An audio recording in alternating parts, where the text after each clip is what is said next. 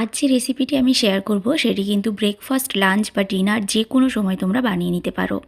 আর হবে এটা একদম নরম তুলতুলে পুরে ভর্তি ফিশ পরোটা। আমি এটা টুনা ফিশ দিয়ে করেছি, তোমরা চাইলে যে কোনো ফিশ দিয়ে তৈরি করতে পারো।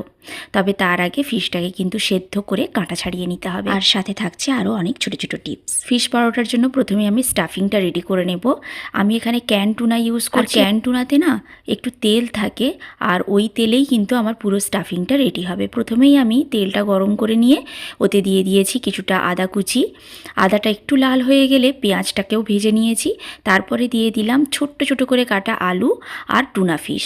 তোমরা আলুটা চাইলে স্কিপও করতে পারো, শুধু ফিশ দিয়েও করতে পারো, তবে আমার একটু আলুটা পছন্দ তাই আমি আলুটা দিয়েছি। আর তার উপর থেকে দিয়ে দিলাম রেগুলার কিছু মশলা, যেমন হলুদ গুঁড়ো, লঙ্কা গুঁড়ো, ধনে গুঁড়ো, জিরে গুঁড়ো, স্বাদ মতো নুন আর একটু black pepper powder. Black pepper পাউডারটা কিন্তু অবশ্যই দিও, এতে কিন্তু টেস্টটা খুব ভালো হয়। চাইলে এমনি যে রেগুলার সল্ট আর তার সাথে অল্প একটু ব্ল্যাক সল্ট দু রকম মিশিয়ে দিতে পারো। তো যাই হোক, এইটা স্টাফিংটা আমার রেডি হয়ে গেছে। গ্যাসের ফ্লেমটা অফ করে এতে আমি দিয়ে দিলাম কিছুটা কাঁচা পেঁয়াজ, কিছুটা বেল পেপার আর অল্প একটু ধনেপাতা কুচি। এটা কিন্তু অবশ্যই গ্যাসের ফ্লেমটা অফ করে ভালো করে নেড়ে চেড়ে মিশিয়ে রেখে দেবে। এই কাঁচা পেঁয়াজটা আর বেল পেপারটা যখন মুখে পড়বে তখন কিন্তু টেস্টটা আরও বেশি ভালো লাগবে। স্টাফিংটা ঠান্ডা হতে রেখে দিলাম। এবারে ফিশ পরোটার জন্য আমি ডোটা রেডি করব। এখানে আমি ময়দা নিয়ে নিয়েছি আর তাতে দিয়ে দিলাম স্বাদ মতো নুন, অল্প চিনি, আর এটা ময়ান দেবো আমি ঘি দিয়ে।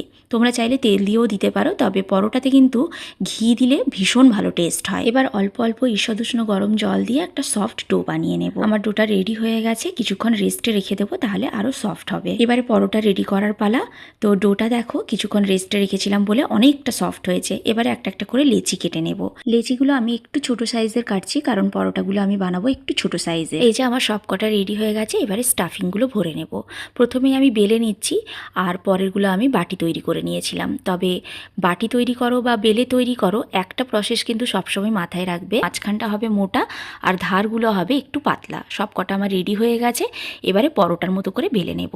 তার আগে অল্প একটু তেল দিয়ে দিয়েছি, আর হাত দিয়ে স্টাফিংটা ভেতরের ভালো করে স্প্রেড করে দিচ্ছি, যাতে সব দিকে স্প্রেড হয়ে যায়।